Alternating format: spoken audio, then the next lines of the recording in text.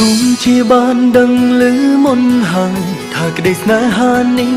ជួយកុំដោអើយពេលដងនាងរីករាយបានត្រឹមមួយគ្រាហេតុអ្វីទៀមទីចង់បានហេតុផលនៃការទទួលយកក្តីស្នេហាមួយនេះមកអោបជាប់នឹងបេងដូងដោយពេញចិត្តក៏ព្រោះតែព្យាយាមបដូរនិស្ស័យគេមិនខ្វល់ពីរឿងអតីតកាលក៏ស្និទ្ធស្នាលចេញពីក្តីស្រឡាញ់ធ្វើក្រុមយ៉ាងក៏ព្រោះស្រឡាញ់ចិត្តទន្ទឹងថាគេនឹងកែទុំភៀងរយនៃចិនដាសងខំមានតិចតួចក៏ព្រមទទួលដែរព្រមតែចង់ឲ្យគេកាយពីមនុស្សធ្លាប់តែក្បត់មកជាស្មង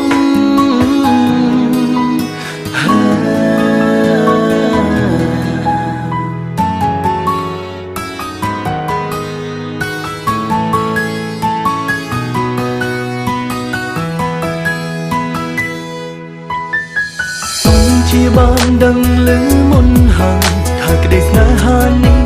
ជួយកុំដោអើយពេលដងនាងរីករាយបានត្រឹមមួយគ្រាហេតុអ្វីទៀមទីចង់បាន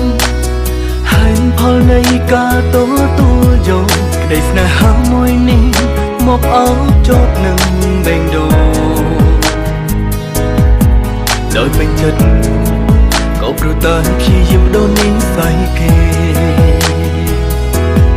មិនខ្វល់ពីរឿងអតីតកាលក៏ស្និទ្ធស្នាលចេញពីក្តីស្រឡាញ់ធ្វើក្រុមយ៉ាងក៏ព្រោះស្រឡាញ់ចិត្តទន្ទឹងថាគេនឹងកែទុំភៀងរយនៃចិនដាសងខំមានតិចតួចក៏ព្រមទទួលដែរព្រមតែចង់ឲ្យគេកាយពីមនុស្សធ្លាប់តែក្បត់ទុំភៀងរយនៃចិនដាសងខំមានតិចតួចក៏ព្រមទទួលដែរព្រមតែចង់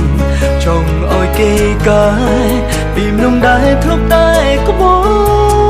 ទុំភៀងរយនៃចិនដាសងខំមានតិចតួចក៏ព្រមទទួលដែរព្រមតែចង់ឲ្យគេកាយពីមនុស្សធ្លាប់តែ